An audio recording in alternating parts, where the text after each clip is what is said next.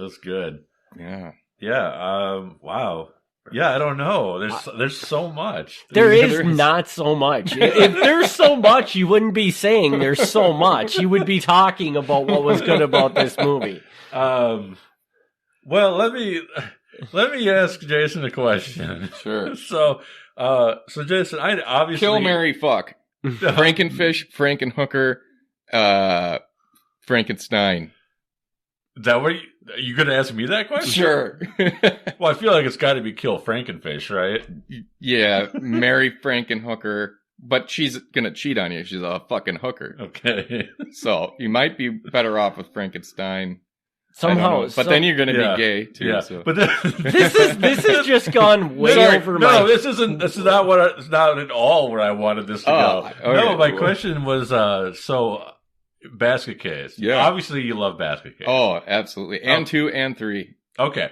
How do you feel about brain damage? I like brain damage. Okay. See, like a lot of people do. I've never been huge on it. And I remember for Eric's sake, Brain Damage is the movie the guy made between Basket Case and Frankenhooker.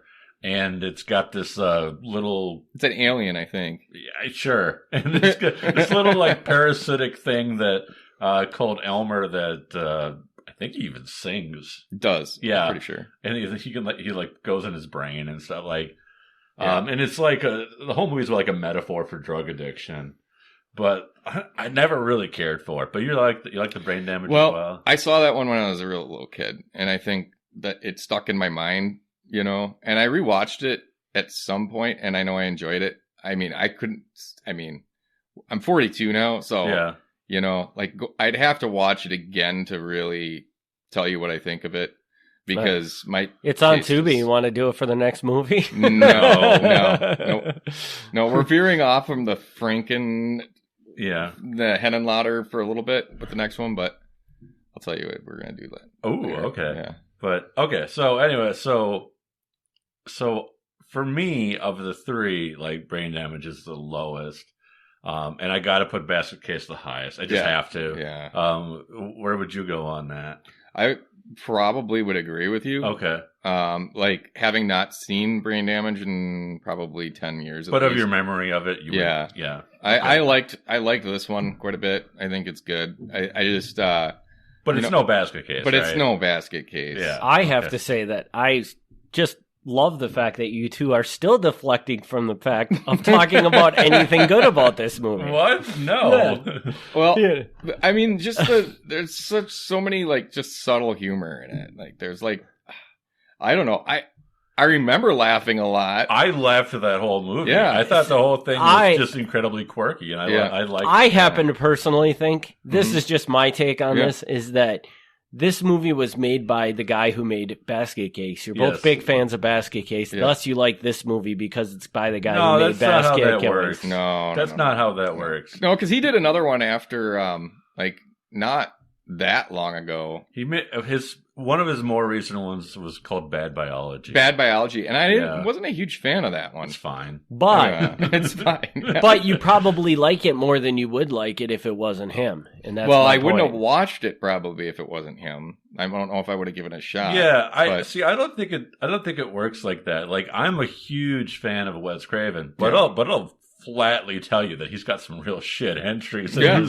You know, same thing with John Carpenter. I'm a huge John Carpenter fan, but The Ward, man, that movie sucked. Yeah, I'm not afraid to call a movie crap if it's from somebody I like. Absolutely. Well, you're right, but you probably like it more than you would because it's from them. I don't know, maybe. Or like Jason said, you'll give it a try. I'll give it. I mean, as far as The Ward goes, if it wasn't a John Carpenter movie, I probably wouldn't have watched it at all. Yeah. So that's true. Yeah. Yeah, I don't even really remember it. I just remember really not liking it. Yeah. Sorry, John Carpenter. But there were scenes in this, like, just to go back to what you were saying about, like, what do we like about it? Like, there were some pretty funny scenes where, like, when the hookers were exploding and shit, where we got, like, leg view of the fucking leg flying through the air, a severed leg.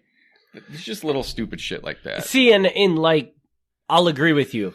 Like they were trying to do some of that humorous type stuff in this movie. I just didn't find most of it at all funny. Yeah. And I don't know if this could be because my tolerance level for bad horror movies has gone down because we haven't done a podcast in quite some time. Yeah. Or if it's just that this was on the right track of what I think I might like. Yeah. But it just failed miserably at it. Yeah. The humor just wasn't there enough to... I think it's a combination of things because, first of all, you thought this movie was much newer than it is.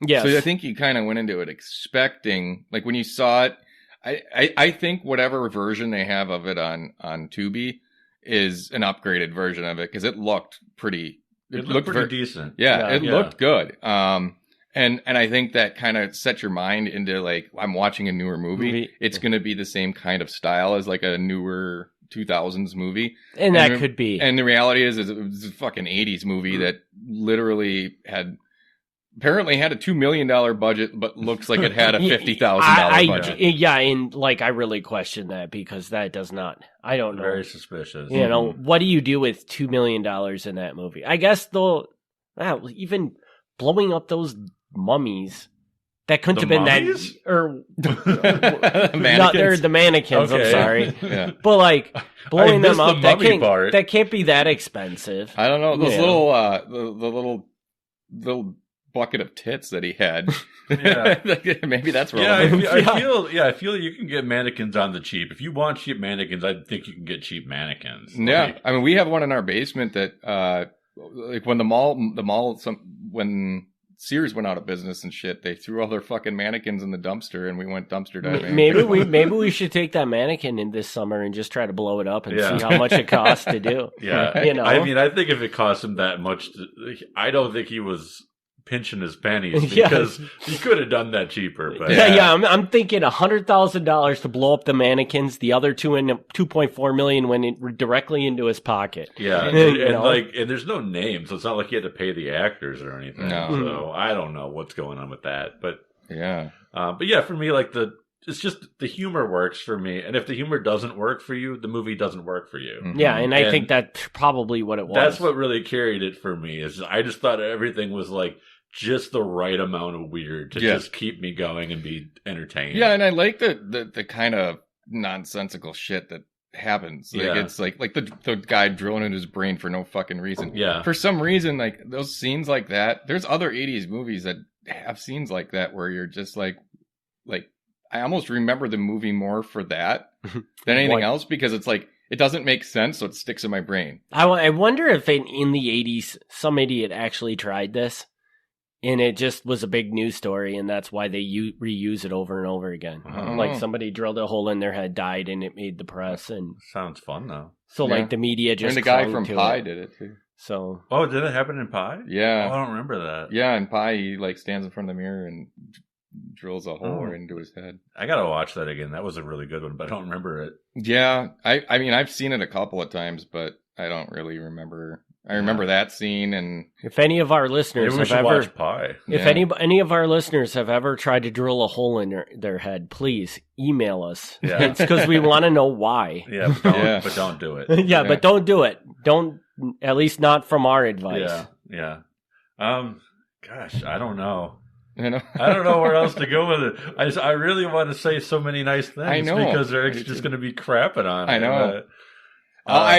Okay. I'll give you some time to think about it because I do gotta make a statement about last podcast that we did. Okay. Yeah, that's right. I am revising my rating for Frankenfish because I feel like I was just high on the Frankenfish. I was too excited about the Frankenfish, and I think I gave it a little too much high on credit. The Frankenfish. I think I was just a little too hyped up, I just finished watching it. Do you remember what you gave it? 5.3. Okay. No, 6.3 I gave it. 6.3. Oh, it's way too high. Yeah. Because I feel like I just boxed myself into a corner because now, there's so much better movies that are going to get that rating, So I'm going to bring that down to a 5.2. 5.2. Yeah. Okay. So I like it, but not that much. that's more realistic. Yeah, I think it's a more realistic. Yeah. And I can't live with myself with having that 6.3 just floating around out there. So Yeah.